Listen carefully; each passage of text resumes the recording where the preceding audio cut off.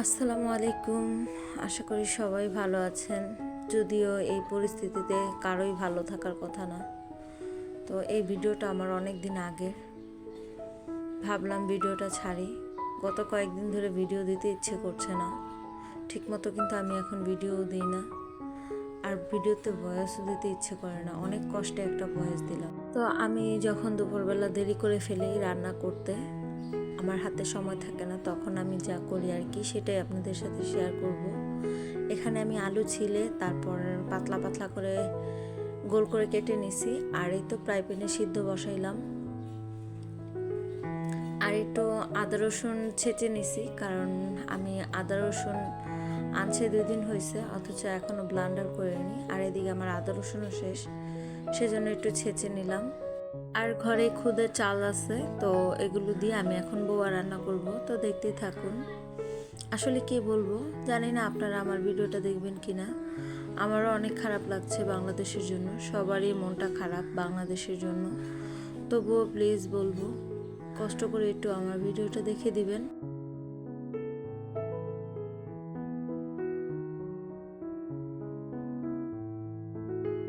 কথা বলার মতন ভাষা নেই, ভাষা হারিয়ে ফেলছি। আসলে বাংলাদেশের উপর একের পর এক যে বিপদগুলো যাচ্ছে, নিজেদের লাইফস্টাইল নিয়ে ভিডিও করব কি, বাংলাদেশের বিপদ দেখতে দেখতেই আমাদের সময় পার হয়ে যাচ্ছে। মানে কি বলবো, টিভিটা ছাড়লেই বা মোবাইলটা হাতে নিলেই বন্যার কাহিনী, বন্যার পরিস্থিতি বাংলাদেশের উপর একের পর এক বিপদ নেমেই আসছে। প্রথমে সিলেটের বন্যা, তারপরে রাসেল ভাইপার, তারপরে ডেঙ্গু, তারপর কোটা আন্দোলন, তারপর ডাকাতের ভয়, রাতে ঘুমাতে পারি না, ডাকাত আসবে ডাকাত আসবে, মসজিদে মসজিদে অ্যালাউন্স। তারপরে এই যে এখন আবার শুরু হইলো, ফেনী, নোয়াখালী, কুমিল্লা বন্যার পানিতে ভাসছে। আসলে কি বলবো, ভারতের সরকারের মাথা ঠিক নেই, কি করতেছে নিজেও জানে না। মানে এতদিন আমাদের ঘাড়ের উপর বসে বসে খাইছে, আমাদের ঘাড়ের রক্ত চুষে খাইছে, তাতে হয়নি। তো সে এখন আমাদের উপর কিভাবে অত্যাচার করবে কুল খুঁজে পাচ্ছে না। সে ভাবছে হয়তো আমাদের কোনো কুল কিনারা নাই, সেজন্য ভারতের সরকার একের পর এক কুপরামর্শ শুনে আমাদের উপর জুলুম নির্যাতন চালাতে চেষ্টা করছে, কিন্তু তার জুলুম নির্যাতন সফল হবে না ইনশাআল্লাহ। আমাদের বাংলাদেশের নতুন সরকার মানে অন্তর্বর্তী সরকার, তিনি ভারতে ইলিশ পাঠানো বন্ধ করছে। ইনশাআল্লাহ খুব শীঘ্রই গ্যাসও বন্ধ করে দিবে, কারণ বাংলাদেশের গ্যাস দিয়েই কিন্তু ভারতের সরকার চলে, ভারত রাষ্ট্র চালায়। তো আমরাও গ্যাস বন্ধ করে দিব অতি শীঘ্রই ইনশাআল্লাহ। যদি ভারত ফারাক্কাবাদের গেট বন্ধ না করে, তার ওইখানে নাকি বন্যায় সব কিছু ভেসে গেছে, সেজন্য সে ফারাক্কার বাঁধ খুলে দিছে। তো আমাদের এখানেও বন্যায় গ্যাসের পাইপ লিক হয়ে গেছে, তাই আমরাও গ্যাস বন্ধ করে দিব খুব শীঘ্রই। নতুন সরকারের কাছে, অন্তর্বর্তী সরকারের কাছে আমার একটাই আবেদন, তিনি যেন ভারতের গ্যাসের পাইপটা বন্ধ করে দেয়। এতে করে ভারতের খুব সুবিধা হবে, সাথে আমাদেরও। কারণ আমাদের বাংলাদেশের মানুষ খুব কষ্ট করে রান্না করতেছে। বিরাত গভীর রাত হলে রান্না করতে হয়, গ্যাস আসে গভীর রাতে, যখন সবাই ঘুমিয়ে পড়ে তখন রান্না করতে হয়। আমাদের গৃহিণীদেরও খুব কষ্ট হয় গভীর রাতে সজাগ থাকতে। দিনের বেলা তো কাজ করতেই হয়, রাতের বেলাও যদি আরাম করে শুতে না পারি তাহলে কিভাবে হয়? আমরাও তো মানুষ, আমরা গৃহিণীর দেখে কি আমাদের কি কোনো আরাম আয়েশ নেই? আমরা কি আরাম করতে পারবো না? নতুন সরকারের কাছে আবেদন, তিনি যেন খুব শীঘ্রই ভারতের গ্যাসের পাইপটা বন্ধ করে দেয়, এবং যারা এখনো বাংলাদেশের মানুষ গ্যাসের লাইন নিতে পারেনি তাদেরকে গ্যাসের লাইন নেওয়ার অনুমতি দেওয়া হোক। এবং বাংলাদেশের নতুন সরকারের কাছে আমার আরও একটি আবেদন, ভারতের চ্যানেল, বিশেষ করে স্টার জলসা, জি বাংলা, জি সিনেমা, যেই চ্যানেলগুলোতে নাটক চলে, ওই চ্যানেলগুলো যেন খুব জলদি বন্ধ করে দেওয়া হয়, যেগুলোর কারণে মানুষের সংসারে প্রতিনিয়ত অশান্তি লেগেই থাকে। স্বামী স্ত্রীর মধ্যে সন্দেহ সৃষ্টি হচ্ছে, ভালোবাসা দূর হচ্ছে। সেই সমস্ত চ্যানেল যেন খুব শীঘ্রই বন্ধ করে দেওয়া হয়। আর আমার সাথে এই বিষয়ে যারা যারা একমত, প্লিজ আমার ভিডিওটিকে শেয়ার করবেন।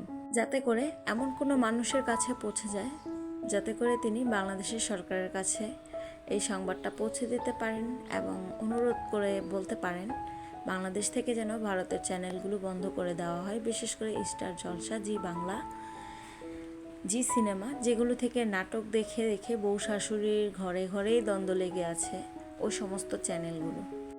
আপনাদের সাথে মনের কথা শেয়ার করতে করতে এদিকে কিন্তু আমার কাজগুলোও শেষ করে ফেলছি, রান্না বান্না করে ফেলছি। আমি এখানে আলুর ভর্তা, রসুনের ভর্তা, সালাদ, তারপর ডিম ভাজা, আর এই তো খুদের ভাত নিছি।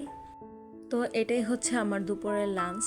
আমরা সবাই আজকে দুপুরে এটা দিয়েই খাইছি। তো বিকেলবেলা এই যে মুরগির ঘিলা কলিজা নামায় রাখছি, আর সাথে কিছু মাংস দিছি, সেগুলো দিয়ে রাতের বেলা খাবো। তো এই যে খাওয়া দাওয়ার পরে আমি আমার প্লেট বাটিগুলো ধুয়ে নিলাম।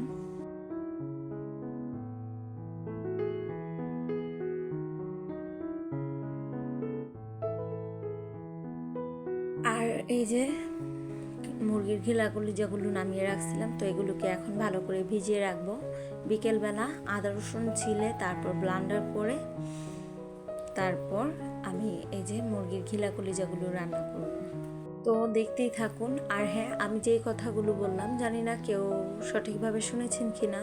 যদি আমার কথাগুলো ভালো লাগে আমার চ্যানেলটি সাবস্ক্রাইব করবেন এবং আমার এই ভিডিওটা বেশি শেয়ার করবেন, যাতে করে সরকারের কাছে আমাদের আবেদনগুলো পৌঁছে যায় এবং সরকার খুব শীঘ্রই ব্যবস্থা নিয়ে নিতে পারে। কারণ আমার কাছে মনে হয় ভারত বাংলাদেশ ছাড়া আর কোথাও তার এই যে টিভি চ্যানেলগুলো চালাতে পারে না।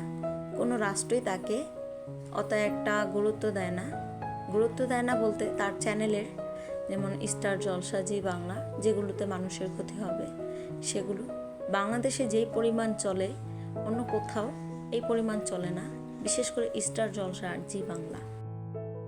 আর এই তো দুপুরে আমার হাজব্যান্ড বাসায় আসার সময় শুকনা মরিচ কিনে নিয়ে আসছে। এখানে প্রায় 1 কেজি বা 1.5 কেজির মতো হবে শুকনা মরিচ, অত একটা মনে নেই। তো এগুলোকে আমি ডিশে ঢেলে নিতেছি, যখন রোদ উঠবে রোদে শুকিয়ে তারপর এগুলোকে আমরা আর কি গুঁড়া করে নিয়ে তারপরে খাবো।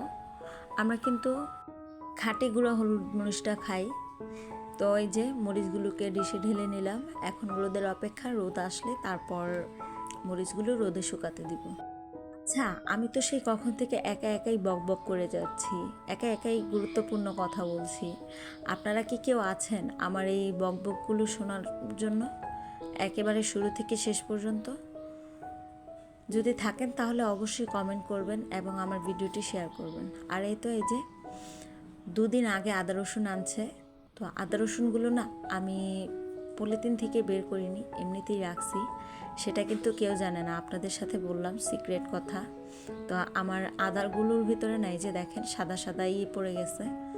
তো যাই হোক, এগুলোকে এখন আমি ছিলে নেব।